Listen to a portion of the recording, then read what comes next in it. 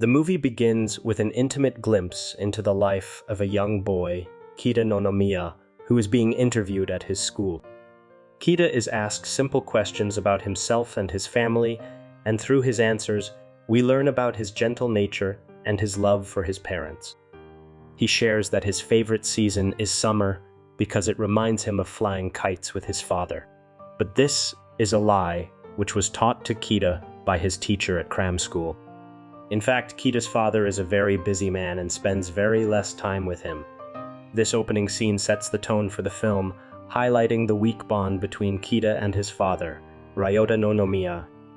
Ryota Nonomiya is portrayed as a successful and driven businessman who prides himself on his achievements. He has meticulously planned every aspect of his life, including his family. Ryota's wife, Midori, is a kind and nurturing mother who is deeply devoted to Keita. They live in a wealthy neighborhood and their home is a symbol of their success.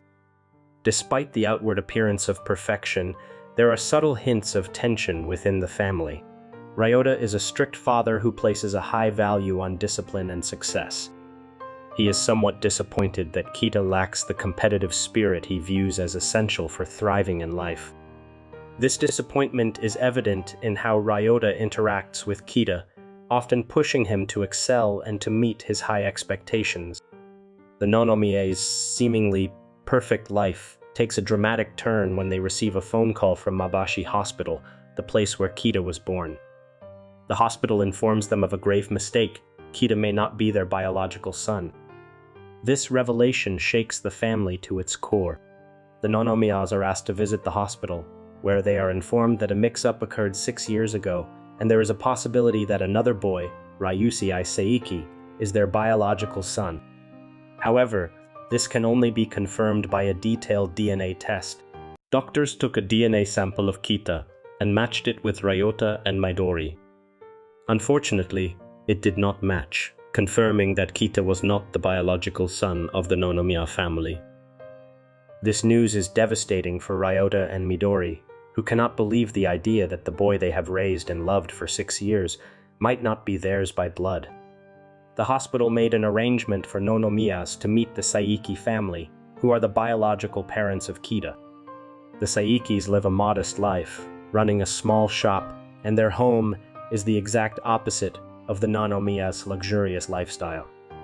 Ryusei, their son, is a lively and spirited boy who enjoys playing with his siblings and helping his parents in the shop.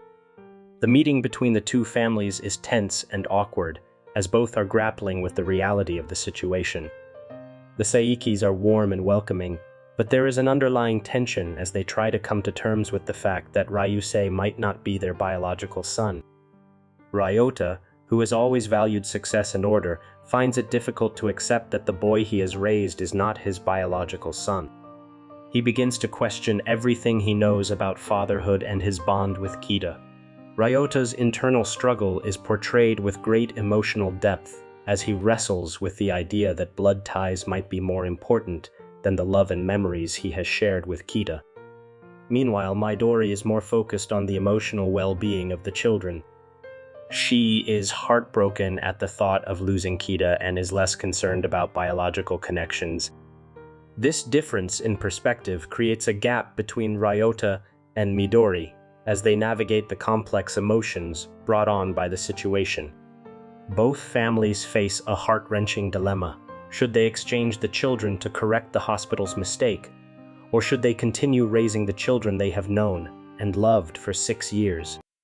The hospital suggests that the swap should happen before the children start primary school, which gives the families only a few months to make their decision.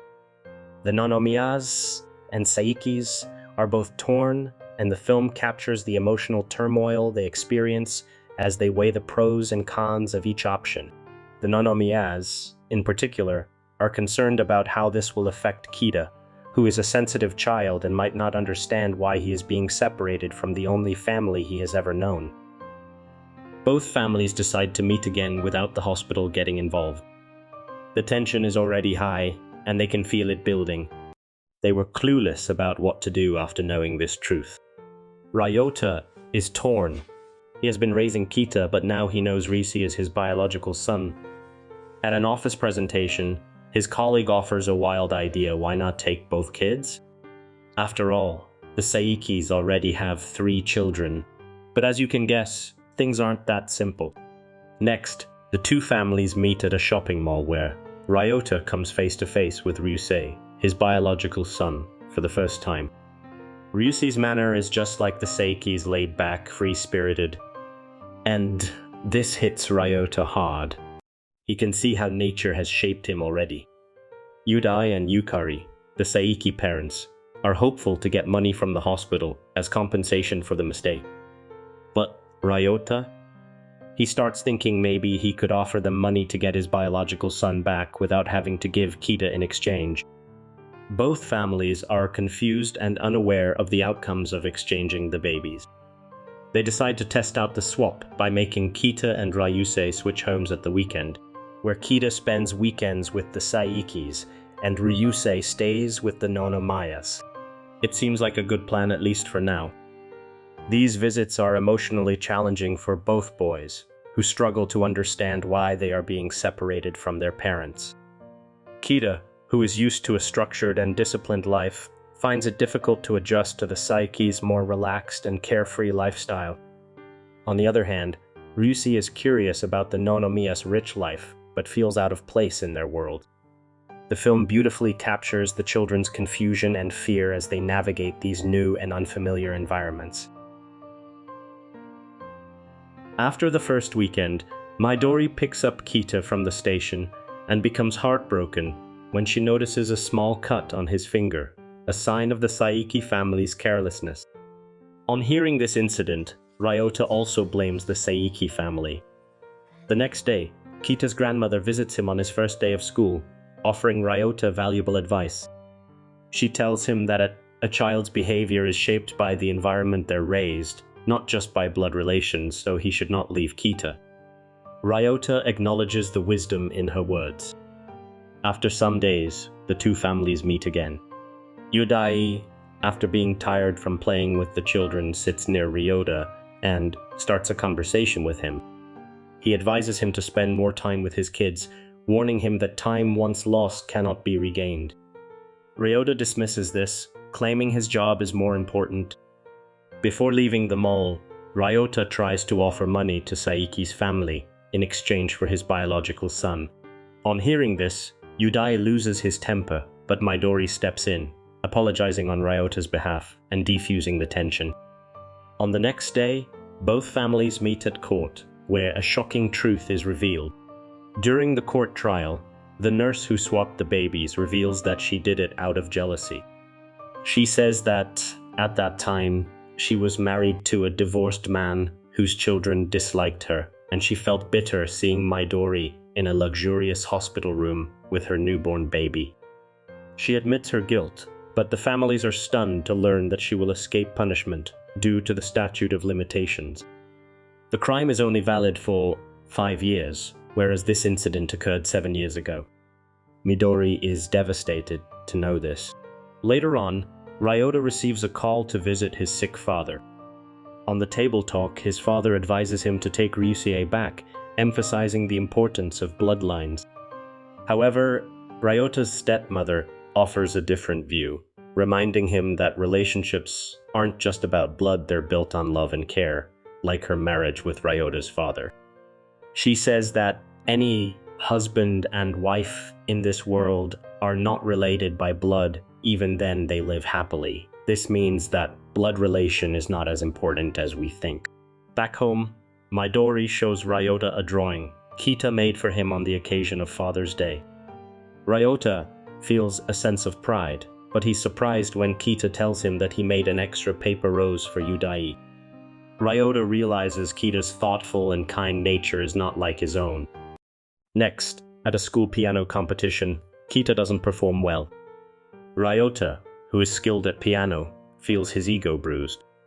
He convinces himself that this failure is due to Keita not being his biological son, and that night he decides to exchange Keita for Ryusei.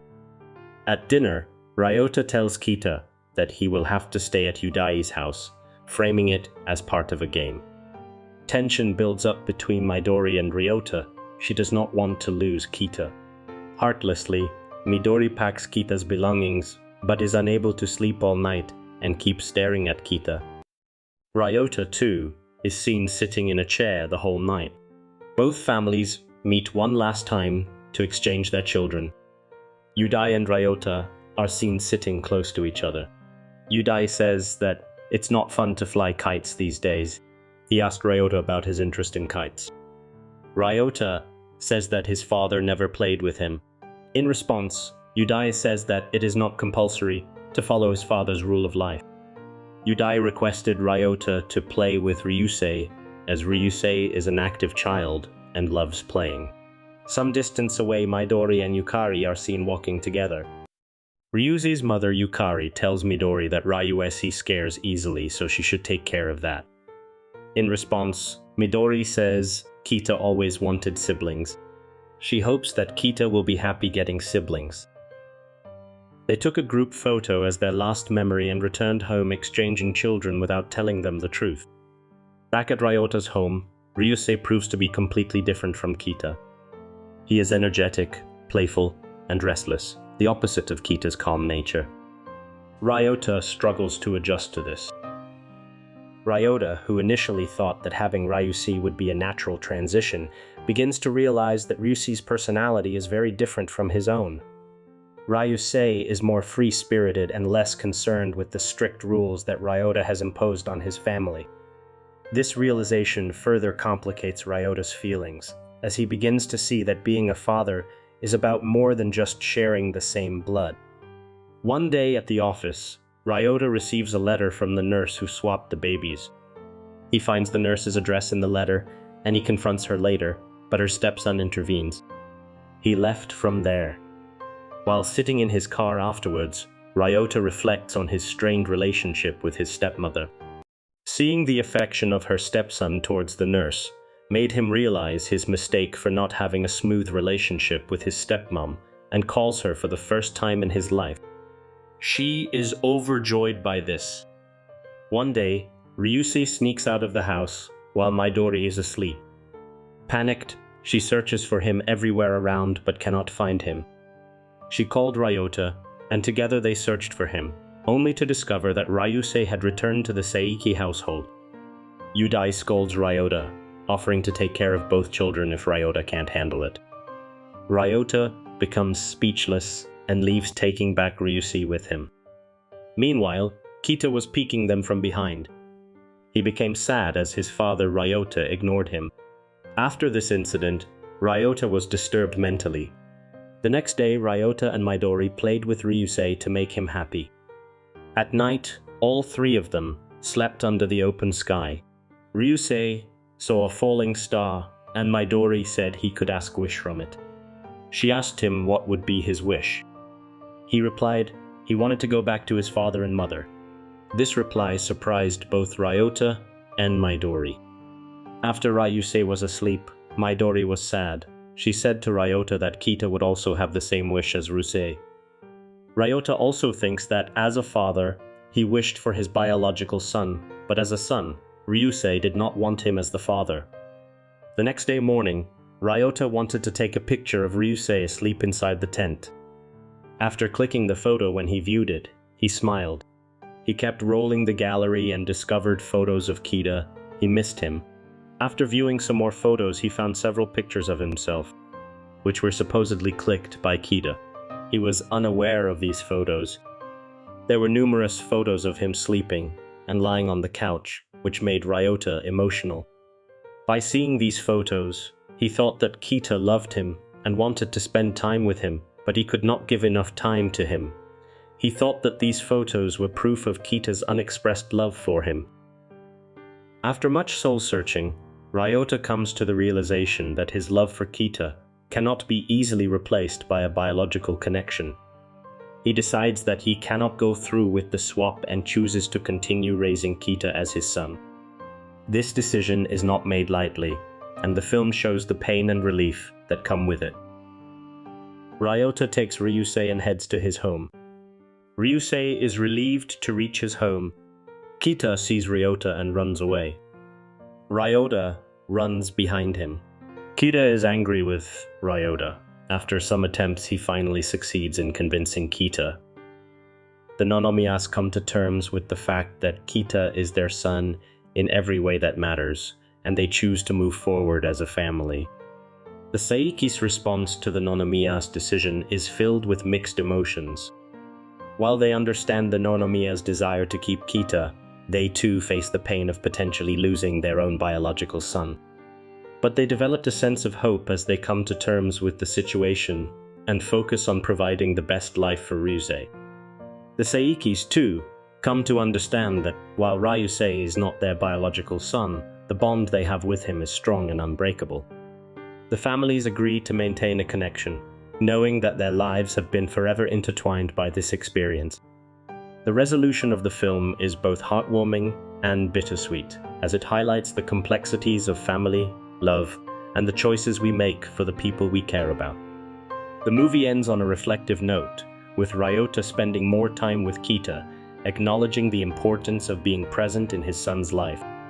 The film leaves the audience with a powerful message about the true meaning of family, love, and fatherhood. The Nonomiyas and Saikis, though coming from different worlds, realize that their lives are forever intertwined by this experience. The final scenes depict a newfound understanding between them, as they choose to maintain a connection and support each other. The film leaves the audience with a powerful message that transcends cultural and societal norms, emphasizing that the true essence of family lies in love, care, and shared experiences, rather than just biological connections. It challenges the notion that blood is thicker than water, and instead suggests that the bonds we create through love, time, and shared experiences are what truly define us as a family.